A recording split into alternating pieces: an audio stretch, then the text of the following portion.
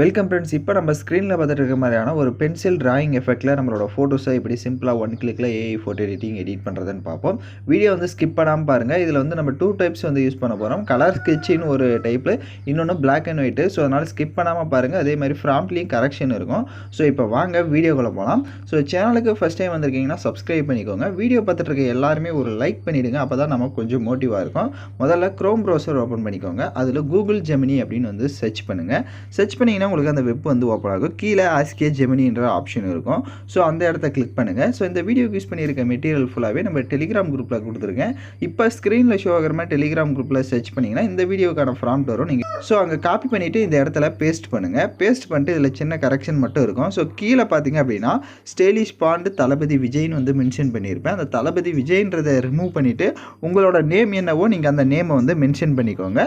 So இது வந்து first black and ஒயிட்டுக்கு நான் செட் பண்ணிக்கிறேன். நெக்ஸ்ட் நம்ம கலர்ஃபுல்லாக எப்படி ஆட் பண்ணுறதுன்னு பார்ப்போம். நெக்ஸ்ட் கீழே பார்த்தீங்கன்னா ப்ளஸ் ஆப்ஷன் இருக்கும். அதை கிளிக் பண்ணுங்கள். அப்லோட் ஃபைல் ஆப்ஷனை செலக்ட் பண்ணுங்கள். நீங்கள் எந்த ஃபோட்டோவை எடிட் பண்ணலான்னு இருக்கீங்களோ அந்த ஃபோட்டோவை செலக்ட் பண்ணிக்கோங்க. இப்போ ஃபோட்டோவை செலக்ட் பண்ண மாட்டி கீழே சென்ட் ஆப்ஷனை கிளிக் பண்ணுங்கள். இப்போ உங்களோட ஃபோட்டோ வந்து ஜென்ரேட் ஆக ஸ்டார்ட் ஆகும். கொஞ்சம் வெயிட் பண்ணுங்கள்.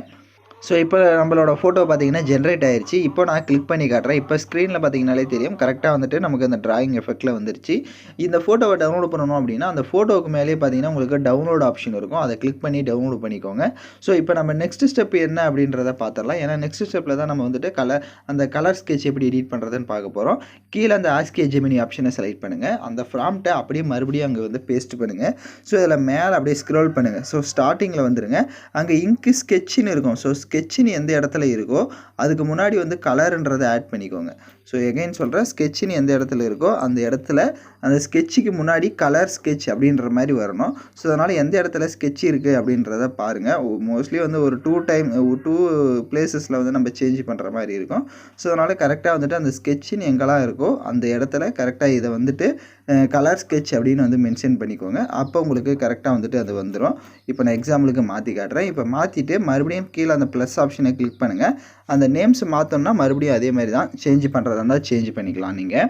இப்போ நெக்ஸ்ட்டு அதே மாதிரி நீங்கள் ஃபோட்டோவை செலக்ட் பண்ணுங்கள். நான் வந்துட்டு இப்போதைக்கு உங்களுக்கு சிம்பிளாக சொல்லணுன்றதுக்கோசரம் கப்புள்ஸாக இருக்கிற மாதிரி ஏதோ ஒரு ஃபோட்டோவை செலக்ட் பண்ணிக்கிறேன். ஸோ நீங்களும் அதுக்கேற்ற மாதிரி ஃபோட்டோ கூட செலக்ட் பண்ணிக்கோங்க. சோலோவாக இருந்தாலும் சரி, கப்புள்ஸாக இருந்தாலும் சரி, அதுக்கேற்ற மாதிரி ஃபோட்டோவை செலக்ட் பண்ணுங்கள்.